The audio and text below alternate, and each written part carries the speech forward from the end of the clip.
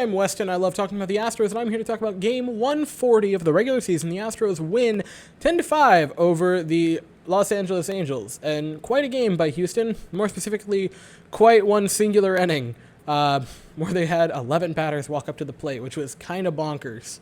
Offensive explosion tonight, and it made up for a pretty pedestrian pitching performance by Framber Valdez. So how do you get to 10-5? Well, starts off first inning, first batter of the night for the Angels, Shohei Ohtani. Shohei Ohtani is such a weird player because up until this year, I think a lot of people kind of thought he was overrated. Not that people overrated him, because I really didn't see that many people saying, like, oh, he's a crazy hitter. They were just like, hey, he has a lot of talent and potential, and people thought he was overrated. And now he kind of has broken out and become this insane unicorn that has, up until tonight, a sub-3 ERA. It kind of ballooned tonight after that evening.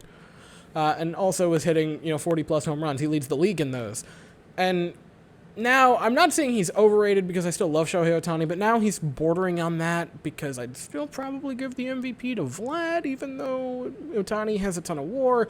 That's not even the point. The point is, Ohtani goes yard. It's not even shocking at this point. Ben Verlander, however, earlier in the day said that he was going to homer today, and I tweeted, I can only say, I want the sports almanac that he has because I want to know when the Jets finally get around to winning the Super Bowl, or at this point, even just making the playoffs. He homers 1-0 rather quickly. And you go, okay, well, that's not great. And then the second inning, it's also not great because Jared Walsh homers, makes it a 2-0 game. And at that point, you go, oh, it's going to be a home run derby. That's not ideal, but I guess that's what is going to happen. Then, in the bottom of the the bottom of the third, Alex Bregman, who has just been a destroyer of worlds since returning from injury. He has been crazy since coming back. He left as this, weird Bregman that, is a very solid player, and you're not going to complain about by any means, but isn't quite the Bregman we were kind of used to after the second month of 2018 and all of 2019, where he was this incredible MVP candidate that was just tearing the league apart. And he's come back, and he's been as disciplined as ever. He's hitting the cover off the ball. He's been the Bregman of old, if not better, and it's incredible. He had an RBI single. He had 4 RBIs tonight, and it was just madness at getting on base tonight. But I think he was 3 for 4, 3 for 5, something crazy like that. So he gets the RBI single, gets the Astros on the board. At some point, makes it a 2-1 ball game. Then Yordan Alvarez, who also had a crazy bonkers night, hits a massive double. Cool. Scores another one. 2-2. All right, you can take that. Then a Carlos Correa single, and all of a sudden, now we have a lead. It's 3-2. That's great. Awesome. Cool. Then Kurt Suzuki singles and makes it a 4-4, or a 3-3 game, And you're like, okay, this is going to be a back-and-forth contest. And I mean, we all kind of thought it was at that point. It seemed reasonable that it would be back and forth. Then a ground out by Brandon Marsh, and it's 4-3 in the Angels' favor. And you're like, okay, this is interesting. And then the fourth inning for the Houston Astros. It was bonkers. There is no other way to put it. It was bonkers. Starting off, Aledmys Diaz gets hit by the pitch. Leadoff runner's on. Cool. Chas McCormick then singles. First and second, no outs. Great. Then, wild pitch moves him over.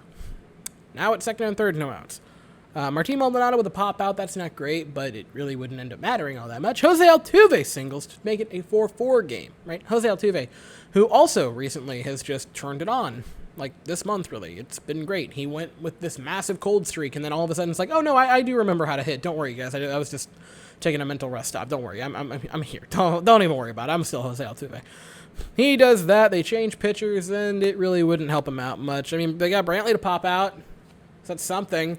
But then Alex Bregman does what Alex Bregman loves to do. He double scores a pair. It's a 6-4 game. Yordan walks. He did that a few times. I think he did it 3 times tonight. It might have been only 2, but he's still redonkulous.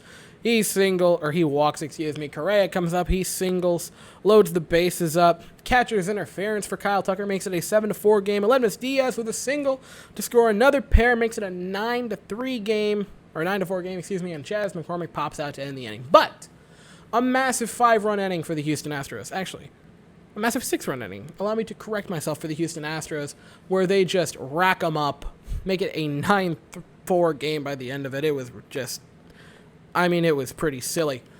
Fifth inning, Joe Adell comes up. He hits a triple that would end up kind of being a Little League home run. Now, it's ruled as a throwing error by Yordan Alvarez. And all I can say is, I understand that you kind of have to rule it like that, but that wasn't a throwing error. He threw it pretty much perfectly to Bregman at third. There was just this thing in the way known as Joe Adell that kind of blocked the throw. Like, if Joe Adell didn't exist on that play, it's a perfect throw. Like, it gets there. But then he deflected it into the umpire's face, and then it takes an unfavorable bounce. That makes me sound like an awful human being. The ball deflected into the umpire's face, and that wasn't good for my team. I sound like a jerk there. But takes an unfavorable bounce off the umpire's mug and allows him to come around to score. Now, if the umpire isn't there, it wasn't moving that fast, so it probably just kind of settles there, and maybe Bregman gets it, rebounds, and throws him out. Maybe he doesn't. We won by 5 runs. It didn't really end up mattering, and it was an unearned run anyway, so it doesn't even count against the pitcher. So who cares? I'm going to move on past that. And then in the 7th, a little bit of stuff goes on. Bregman gets a sac fly, makes it a 10-5 game, and that's how the game would end. It was pretty darn impressive. 6 for 17 with runners in scoring position. You scored 10 runs, and you still left 10 men on. That is very impressive hitting for the Astros tonight. If you get over 5 with runners in scoring position hits-wise, you're probably going to win. It seems really plausible.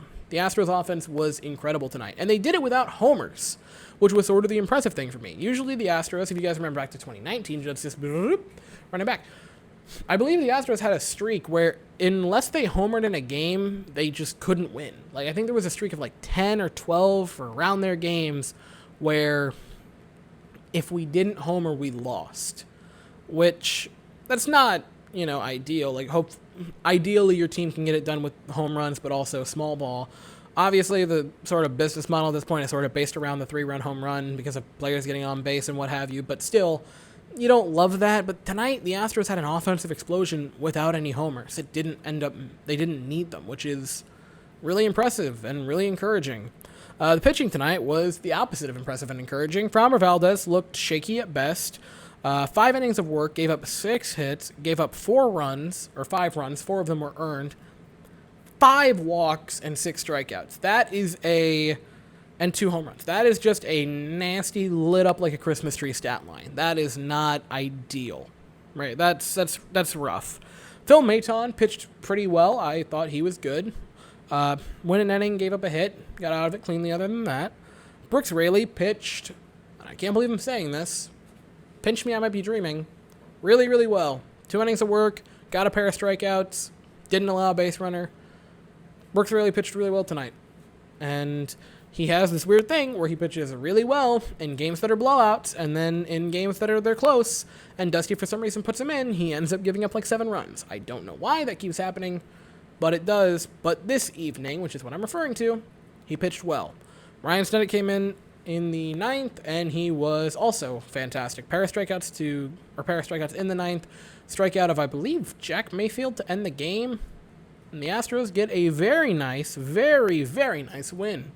The Astros kind of need to beat up on the Angels. And realistically, the Angels and the Rangers, who is this series and the next one. Because the last, week of the season is pretty scary. The last, 2 weeks, really, of the season are terrifying. Because to end the year, we have 3 in Oakland, 3 against Tampa Bay, and then 3 more against Oakland. And those are scary games. So when you're playing teams right now, like the Angels, then we're going to play the Rangers, then we're going to play the Diamondbacks. Those are a bunch of games that you really, really need to win. Right? I understand that we have this whole bugaboo. The boogeyman for us, for some reason, is not competent teams, but bad teams that are below 500, even though the Angels are straddling that line, and, well, the Diamondbacks are nowhere near that line, if we're being honest with each other. We have that bugaboo where, for some reason, they are our kryptonite. It doesn't make sense, because that would be the equivalent of being able to take a bullet to the face, but then, a piece of trash on the side of the road would be your kryptonite. No offense to those teams. But that's what it is. So hopefully the Astros can play like a normal contender and beat up on these bad teams, because that last 2 weeks of the season, those last 9-10 games, they're giving me cold sweats if I'm being honest with you guys. Something rough could happen there. But we'll cross that bridge when we get there. Tonight was a great win. I have no complaints. Tomorrow, it's going to hopefully be another good win for the Astros. We're going to send potential Rookie of the Year, certainly Rookie of the Year candidate, Luis Garcia to the mound. He rolls in with a 3.29 ERA, and they will send Jose Suarez to the mound. He rolls in with a 3.74. So relatively similar ERAs. Hopefully it'll be a good game, but hopefully it'll be a good game of the Astros win. And I will be here tomorrow evening to talk about it and give you a little recap. Anyway, that's all I have to say for the evening. Thank you all so very much for watching. I hope you all have an absolutely fantastic day. And as always, go Astros.